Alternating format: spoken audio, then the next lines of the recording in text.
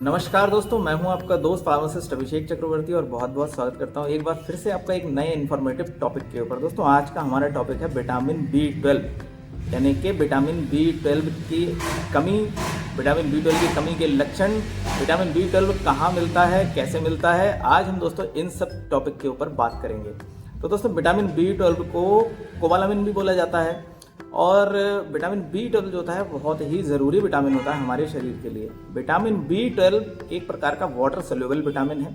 दोस्तों vitamin B12 एक water soluble vitamin होने की वजह से ये हमारे आंतों के अंदर जाके एब्जॉर्ब हो जाता है फर्दर और अपने अलग अलग ऑर्गन पे जाके काम करता है। दोस्तों विटामिन B12 की कमी से कई प्रकार की चीज़ें देखने को मिलती हैं, कई प्रकार की जो समस्याएं हैं वो उत्पन्न होने लगती हैं। सबसे पहले तो दोस्तों विटामिन B12 की जो कमी होती है उससे क्या होता है कि आपके हाथ पैरों में झुंझुनाहट रहती है, ठीक है, एक तरह से झंझनाहट सी रहेगी, सुई जैसी चुभने का एहसास होता है।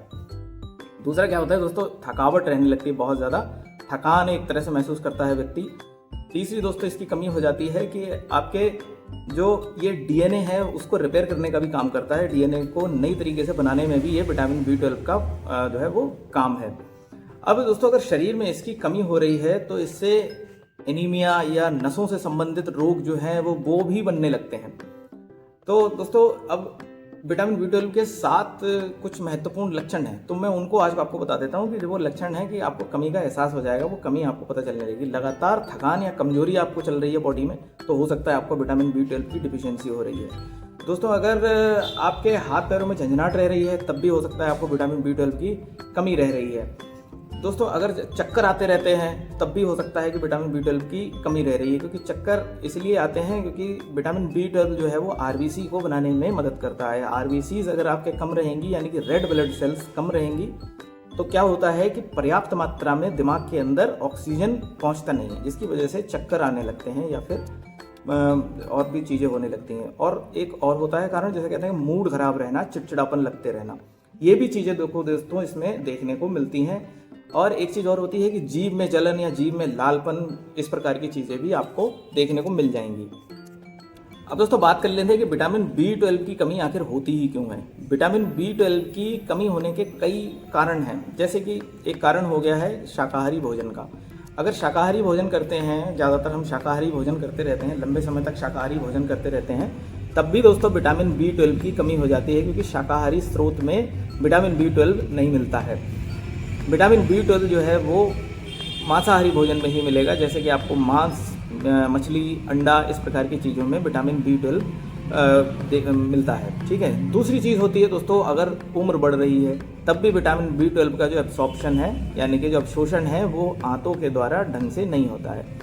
तीसरी चीज़ होती है दोस्तों, अगर गैस की दवाइयाँ बहुत ज़्यादा लोग खाते रहते हैं, गैस की अगर मेडिसिन आप खाते रहते हैं तो वो भी विटामिन B12 के एब्जॉर्प्शन को कम करती है, यानी कि विटामिन B12 जो जितनी मात्रा में शरीर में घुलना चाहिए, जाना चाहिए, वो उतना नहीं जाता है। चौथा दोस्तों, अगर आप डायबिटीज़ की मेडिसिन लेते हैं यानी कि शुगर कम करने की दवाइयाँ लेते रहते हैं तब भी विटामिन B12 की डिफिशियंसी आपको होने का चांस बहुत रहता है।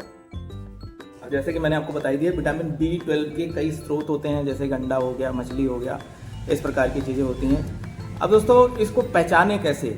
सबसे पहले तो आपको अपने हेल्थ केयर प्रोवाइडर से, अपने डॉक्टर से मिलना चाहिए और अपने शरीर की स्थिति के बारे में उनको सही से बताना चाहिए। जब वो कंफर्म हो जाते हैं या फिर उनको ऐसा डाउट लगता है तो आपके कुछ टेस्ट कराते हैं, जैसे कि एक टेस्ट हो जाता है इसमें CBC का टेस्ट, कंप्लीट ब्लड काउंट जैसे कहते हैं, तो वो आपका कराएंगे। दूसरा इसमें टेस्ट रहेगा दोस्तों सीरम विटामिन B12 का, एक वो टेस्ट कराएंगे। तीसरा दोस्तों एक टेस्ट होता है पेरिफेरल स्मीयर नाम करके, तो ये भी आपका टेस्ट वो करा सकते हैं। अब दोस्तों बात कर लेंगे कि टैबलेट ज़्यादा बढ़िया होते हैं विटामिन B कॉम्प्लेक्स की या फिर इंजेक्शन ज़्यादा अच्छा होता है। तो दोस्तों टैबलेट जो होते हैं, अगर मान लो हल्की सी कमी हो रही है तो वो टैबलेट का इस्तेमाल आपके डॉक्टर आपके ऊपर कर सकते हैं। लेकिन अगर बहुत ज़्यादा ही गंभीर समस्या हो रही है, नसों में बहुत ज़्यादा ही पेन होता रहता है, बहुत ज़्यादा ही समस्या है, तो दोस्तों इंजेक्शन की जो है वो सलाह दी जाती है, इंजेक्शन आपको लगवाने पड़ सकते हैं। अब दोस्तों क्या है कि